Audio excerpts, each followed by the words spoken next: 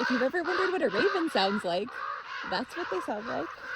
On a nature walk, I heard some voices and came along. I know they have a nest nearby, and they're all now real mad at me.